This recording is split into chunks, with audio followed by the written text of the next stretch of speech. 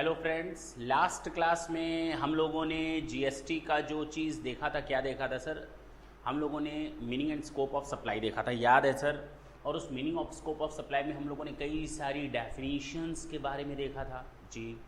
हम लोगों ने इंपोर्ट ऑफ सर्विस की डेफिनेशन देखा था जी। सेक्शन 3 का हम लोगों ने सप्लाई का मतलब देखा था, supply includes ji sir.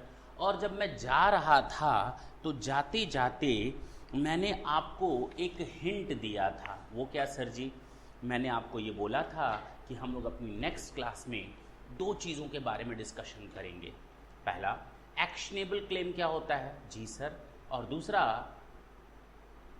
Services without consideration are now charge to GST, यानी sorry, supply without consideration, not services, supply without consideration. अगर हम कोई गुड्स या सर्विसेज बिना किसी कंसिडरेशन के अगर ट्रांसफर करें, then also it will be subject to levy of service goods and services tax ji.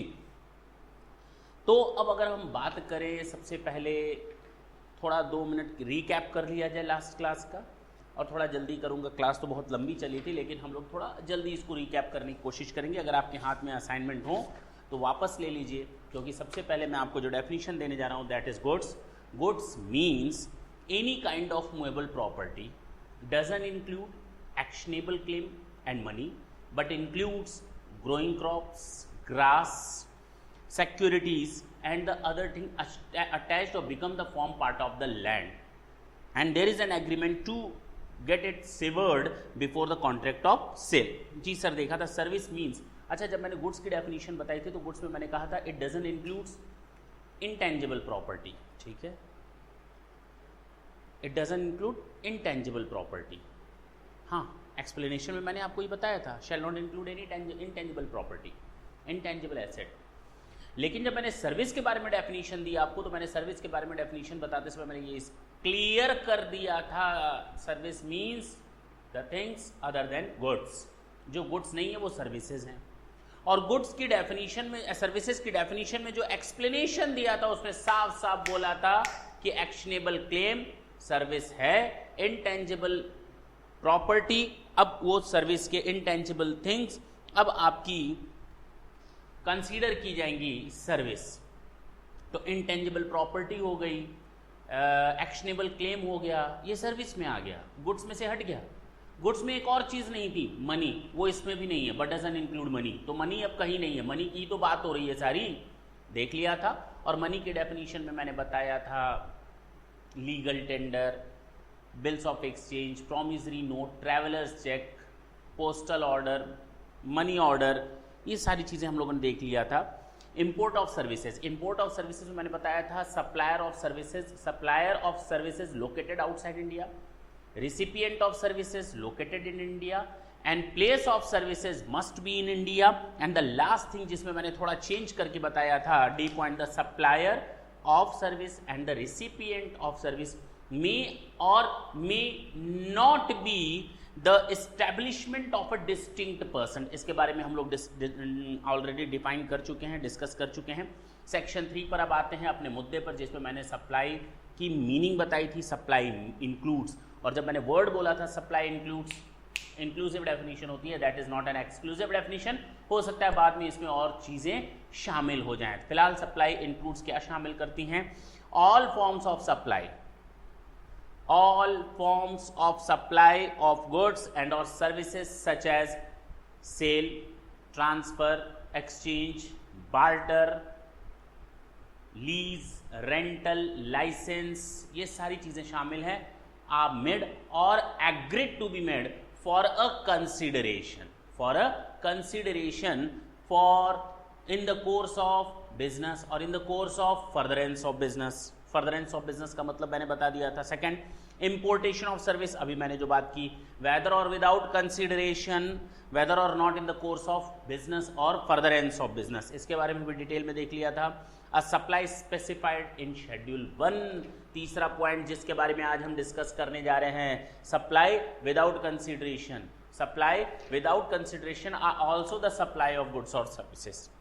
Next आए थे शेड्यूल 2, जिसके बारे में हम लोग बाद में डिस्कस करेंगे, जिसमें कहा गया these are the matters which are to be treated as supply of goods और सप्लाई ऑफ सर्विसेज। जी, तो वेयर अ पर्सन, अगर कोई प्रिंसिपल और एजेंट का रिलेशनशिप है, चाहे मैं किसी प्रिंसिपल के लिए माल खरीद करके उसको सप्लाई करके कमीशन लेता हूँ, या प्रिंसिपल का माल ले करके मैं उसको बेचने का काम करता हूँ और उस पर कमीशन लेता हूँ, दैट्स इट। तो ये प्रिंसिपल और एजेंट का रिलेशनशिप भी इसमें आ जाएगा और वो सप्लाई ऑफ गुड्स और सर्विसेज के केस में आएगा। जी सर, सेंट्रल और स्टेट गवर्नमेंट नोटिफिकेशन दे करके जीएसटी काउंसिल के रिकमेंडेशंस के बेसिस पर ये तय कर सकते हैं कि this is the supply of goods and not the supply of service, this is the supply of service and not the supply of goods, these are neither the supply of goods और nor the supply of services. जी, और last मैंने बताया था aggregator के बारे में, और जाते जाते मैंने आपको एग्रीगेटर के बारे में बताया था, और उसमें मैंने कह दिया था कि सेक्शन 43B में हम इस पर डिस्कस करेंगे।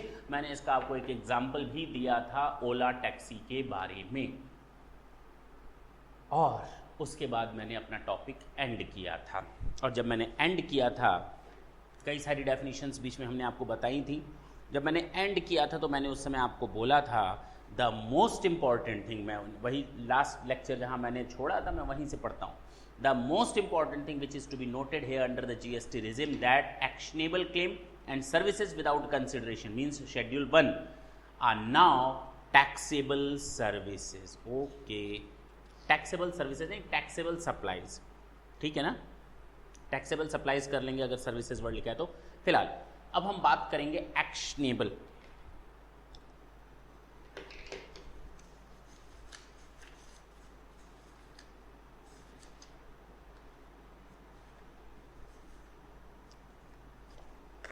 एक्शनेबल क्लेम क्या होता है, पहले इसके बारे में डिस्कस कर लें, उसके बाद हम लोग शेड्यूल 1 पर चलते हैं।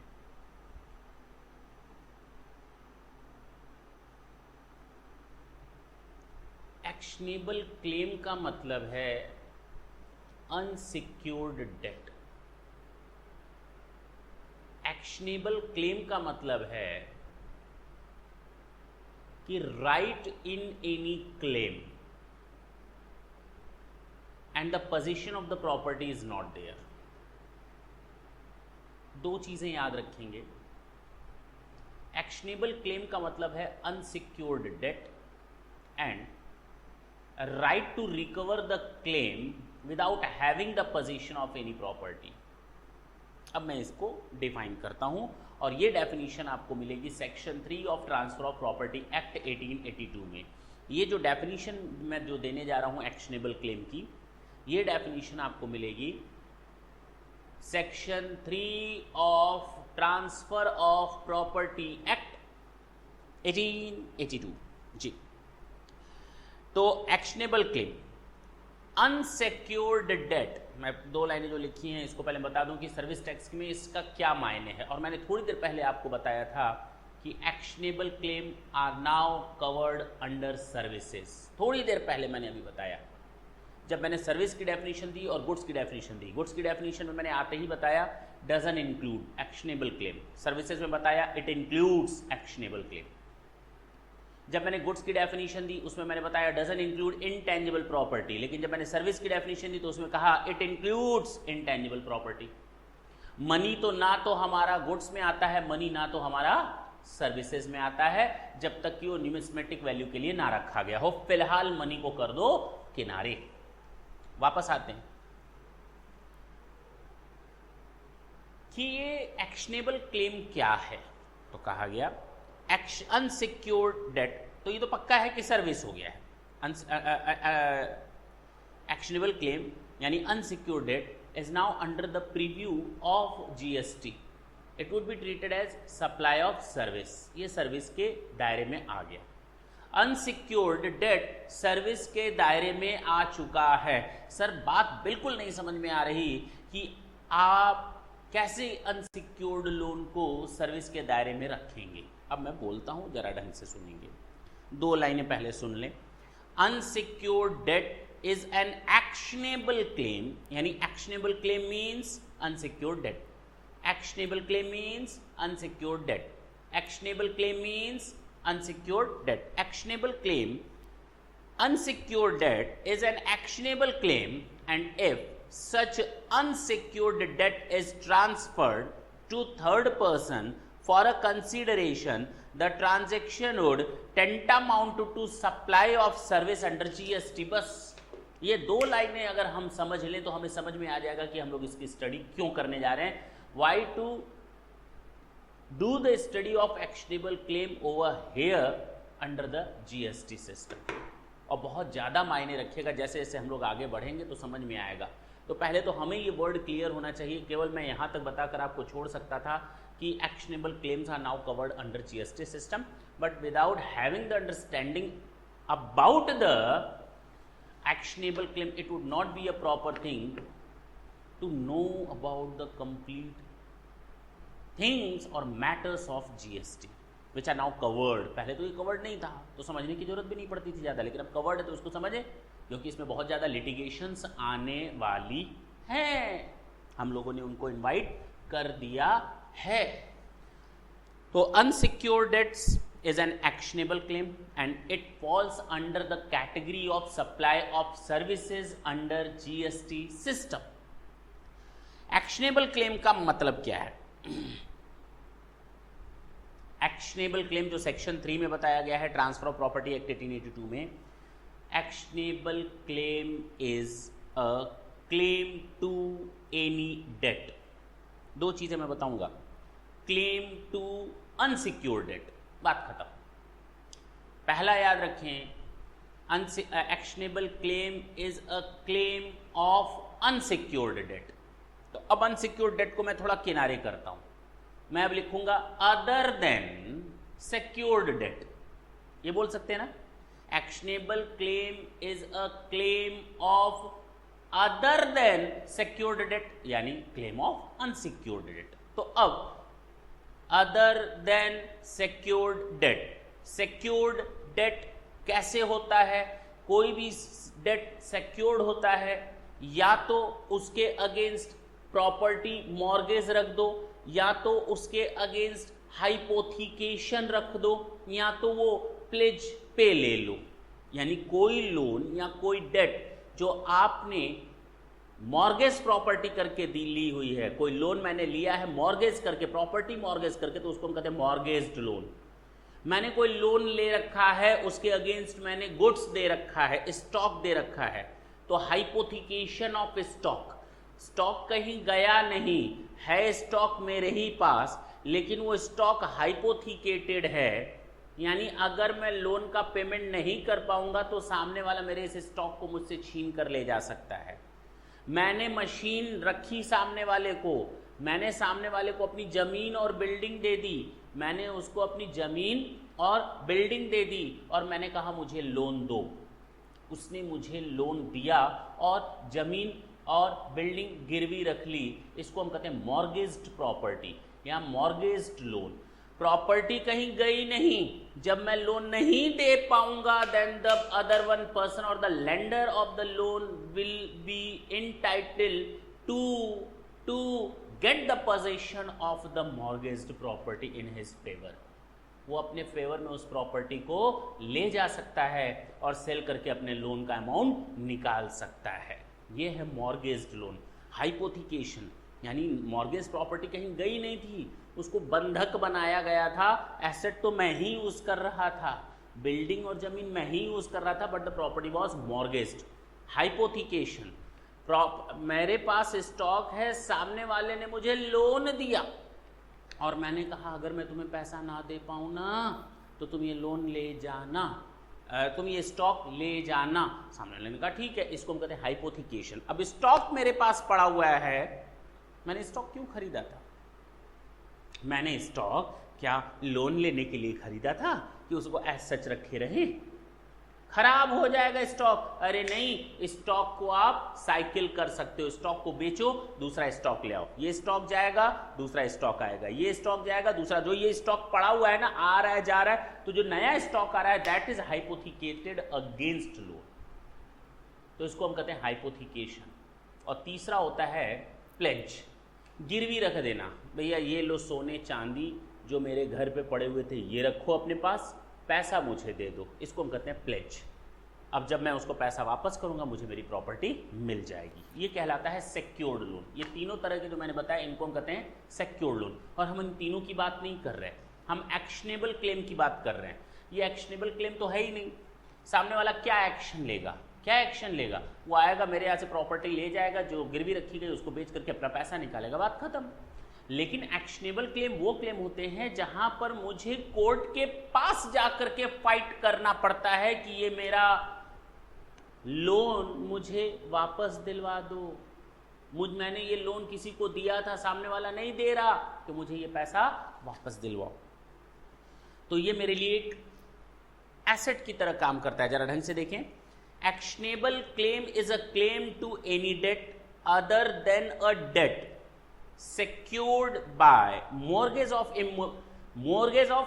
immovable property, यानी strictly speaking it means land or building, strictly speaking it means immovable property, land or building. तो other than a debt secured by mortgage of immovable property or by hypothecation or pledge of movable property. Pledge of movable property, pledge movable, मैं ले गया सोना चांदी, that was the movable property ना। How it is possible for me to do the pledge of immovable property? That can be mortgaged only. Yes. तो कहा गया or to any beneficial interest in movable property not in possession either actual or constructive. इसके अलावा पहला point तो समझ में आ गया, a claim other than secured loan, secured through mortgage, secured through hypothecation, secured through pledge, उसको किनारे कर दो, वो एक्शनेबल क्लेम में नहीं आएगा। इसके अलावा एक और चीज है, इसके अलावा भी एक और चीज है जो मानी जाती है एक्शनेबल क्लेम। जी वो क्या? मैंने आपसे कोई लोन नहीं लिया, मैं आपके पास आया, मैंने कहा इसके 5000 यूनिट दे दो, मुझे तुमसे ये सामान खरीदना है। तुमने लिख दिया ये ले जाओ, सेल हो गया, सामान अभी तुम्हारे पास है। Goods is in position with you, but now I have a right, now I am a beneficial owner to get that property, to get that particular thing, to get that particular commodity. मेरे पास वो right आ जाता है कि मैं वो आपसे asset लूं, वो प्रॉपर्टी लूं, वो पर्टिकुलर गुड्स लूं, जिसके लिए हमारे और आपके बीच समझौता या एग्रीमेंट हुआ है। आपने कहा मेरे गोडाउन में सामान पड़ा हुआ है, मैंने कहा ठीक है मैं कल ले जाऊंगा, मैंने आपके पास सामान रख दिया। Again I have a right, मेरे पास फिर वो एक राइट आ गया, आई एम अ क्लेमेंट, मैं क्लेम कर सकता हूं। अगर कल आप अपना मेरा सामान हमको ना दोगे तो मैं आपको कोर्ट में ले जा सकता हूं, खींच सकता हूं आपको वहां पे। जी हाँ, ये भी आता है आपका एक्शनेबल क्लेम। एक्शनेबल जिस पर एक्शन लिया जा सके, एक्शन एबल, एक्शन लिए जाने लायक कोई क्लेम। तो आगे देखते हैं, आगे बढ़ जाते हैं। उसके बाद ऊपर वाली बात जो मैंने अभी छोड़ रखी है समझ में आएगी, फिलहाल एग्जांपल्स के साथ ज़्यादा अच्छी तरीके से समझ में आएगी। Actionable claim means a claim to any debt other than a debt secured under a mortgage, hypothecation और प्लेज ऑफ एनी मूवेबल और immovable property. An actionable claim is a plain unsecured debt which can be claimed by a person against another person and which can be enforced in civil court according to law। यही तो मैंने बताया अब तक। Actionable claim का मतलब जिसके लिए एक्शन लिया जा सके। जी, an actionable claim is transferable and inheritable and it is deemed to be a property in the hands of the person who has the claim। तो क्लेमेंट के हाथ में मान लिया जाता है एक प्रॉपर्टी है, क्लेमेंट के हाथ में मान लिया जाता है एक प्रॉपर्टी है, क्लेमेंट के हाथ में मान लिया जाता है एक प्रॉपर्टी है।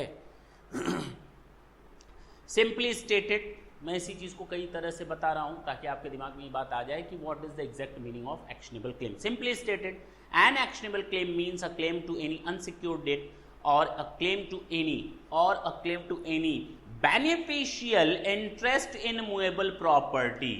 okay, अब किसी मूवेबल प्रॉपर्टी, मूवेबल शायद मेरे मुंह से निकल गया, beneficial interest in any movable property. दूसरा मैंने बताया right of interest, right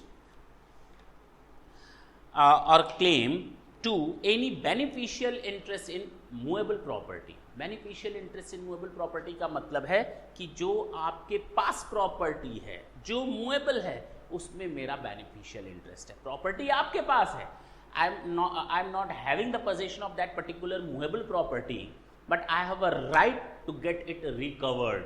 the property is in position of you, I am the claimant, I will claim for that particular goods. That is a right. That is the right of me against that property. I'll be known as claimant. I have a right. I am a beneficial owner. That is the actionable claim. अब मैं आपके पास डंडे और छुरी चाकू नहीं लाऊंगा, मैं आपके पास गवर्नमेंट और कोर्ट का नोटिस ले आऊंगा। Is it clear? जिसके खिलाफ मैं एक्शन ले सकूं, एक्शनेबल क्लेम। अगर आप मुझे वो प्रॉपर्टी या एसेट, मूवेबल प्रॉपर्टी या एसेट हमको नहीं देते हैं तो, for example A borrows 5,000 from B as at the rate of 12% per annum interest on 1 April and promise to pay back the amount with interest. हाँ, till 1 July the date is an accruing date and is an actionable claim. अभी examples आएंगे और समझ में आ गया हो तो ठीक है, अदरवाइज मैं पहले आपको टाइप्स बता दूं। 4 टाइप्स होते हैं एक्शनेबल क्लेम के, 4 टाइप होते हैं एक्शनेबल क्लेम में। जब भी हम बात करेंगे तो 2 चीजें याद रखेंगे। जब भी हम एक्शनेबल क्लेम की बात करेंगे तो under section 3 of transfer of property act 1882 में 2 चीजें याद रखेंगे। पहला, अनसिक्योर्ड डेट, जिसके बारे में अब मैं बताने जा रहा हूं, अभी और डिटेल में बता तो दिया लेकिन और डिटेल में। और दूसरा, बेनिफिशियल इंटरेस्ट और right in any movable property bye Clement, जो क्लेमेंट कर रहा है, दावेदार। अनसिक्योर्ड डेट,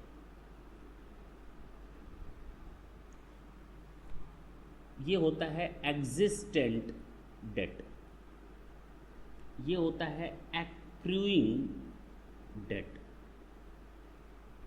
ये होता है कंडीशनल डेट और ये होता है कॉन्टिंजेंट डेट। ये 4 तरह के आपके अनसिक्योर्ड डेट होते हैं। कितने तरह के? ये 4 तरीकों के आपके अनसिक्योर्ड डेट होते हैं। पहला, एग्जिस्टेंट डेट, जो बिकम्स पेबल है, जो बिकम पेबल, जिस पर मैं दावा कर सकता हूं कि हाँ मुझे मेरा पैसा दो, मुझे मेरा पैसा दो, तुम्हारा देने का टाइम आ चुका, मुझे मेरा पैसा दो। इसको हम कहते हैं एग्जिस्टेंट डेट। एक होता है accruing date, salary,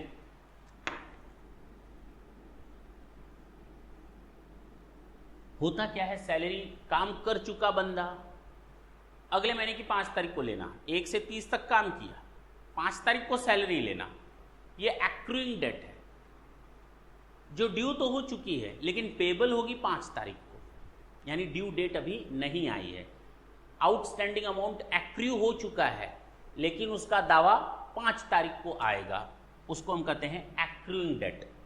conditional debt, mister X mister Y से कहता है देखो अगर मेरा इस बार 10 लाख रुपए का सामान मिल गया, बिक गया ना, तो तुम ही को माल बेचते हैं, अगर तुमने 10 लाख रुपए का सामान माल बेच दिया, हमसे खरीद लिया, तो 10,000 का सामान और ले लेना।